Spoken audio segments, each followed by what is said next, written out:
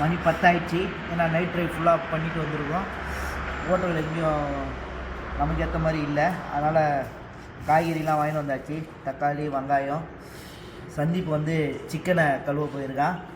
அரிசி ஊற வச்சாச்சு. வெங்காயம் கட் பண்ணி முடிச்சிட்டேன். அடுத்து கேஸை வந்து சந்தீப் பற்ற வச்சிட்டாப்புல. அடுத்தது அழகாக வாங்கிட்டு வந்த சிக்கன் 1 கிலோ வாங்கிட்டு வந்துடுறாப்புல சந்தீப்பு. ஏன்னா ரொம்ப நாளாக நம்ம சாப்பாடை கண்ணிலே பார்க்கல. அதனால் சிக்கனுக்கு மசாலா போட்டு சிக்கன் பார்த்தீங்கன்னா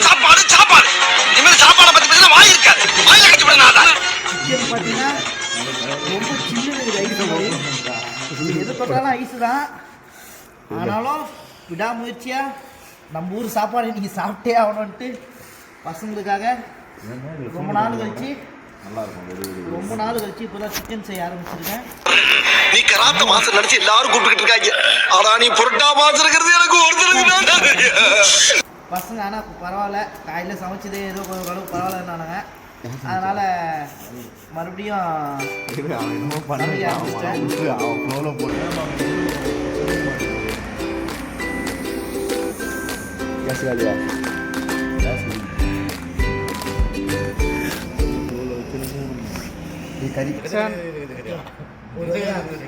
சிக்கனுக்கு மசாலா போட்டாச்சு. இந்த குளிரையும் பொருள் பொறுத்தாமல் நம்ம பசங்க பசிக்காக கத்தி வாங்க போனா இங்கே கத்தி வந்து பிடிச்சி ஜெயில எடுத்தாங்களா. சிக்கனுக்கு மசாலா போட்டு குளிரில் எப்படியோ கை வச்சு மசாலா போட்டு க்ளீன் பண்ணி சமைக்கிறதுக்கு ரெடி ஆகிடுச்சு. டைம் ஆக ஆக இன்னும் பனி அதிகமாக இருக்குங்க.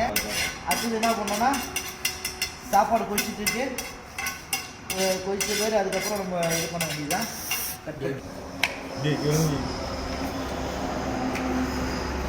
தண்ணி கை விட்டணும்.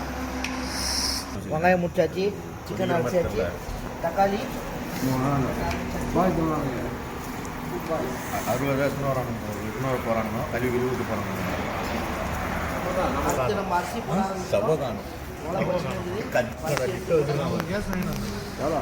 ஃபுல்லாக வச்சா கூட 3 மணி நேரம் வருமா?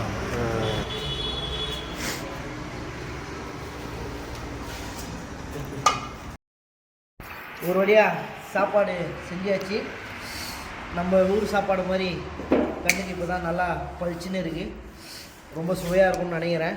ஏன்னா லைட்டாக எடுத்து வாயில் போட்டேன், நல்லா தான் இருக்குது. பசங்களுக்கு இது ரொம்ப பிடிக்கும்னு நினைக்கிறேன். Okay, thank you guys. சரியாக கலந்து அந்த வானொலி போட்டு டச்சு வந்தாச்சு. குழம்பு சாப்பாடு செஞ்சாச்சு. அடுத்து நம்ம ஊர் ஐட்டம் காணும் பொங்கலை முன்னிட்டு சிக்கன் குழம்பு செய்யலான்னு எல்லாமே ரெடியாக வச்சுருக்கோம்.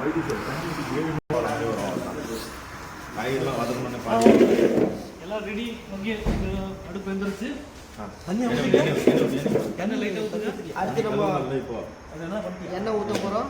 இது வந்து நல்லெண்ணெய்.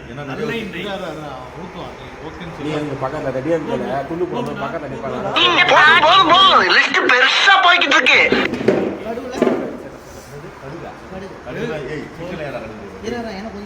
குதிக்கணும்டா. யாரும் பேசுவாங்க.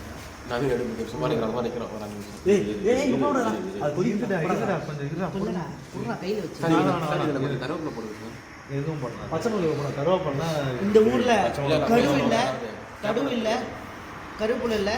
அதனால இருக்கிறத வச்சு எண்ணெய் கொதிச்ச பேரு அடுத்து கொஞ்சம் இது பண்ணுவோம். ஊத்துறதே கடுகுன தான் பிரச்சனை.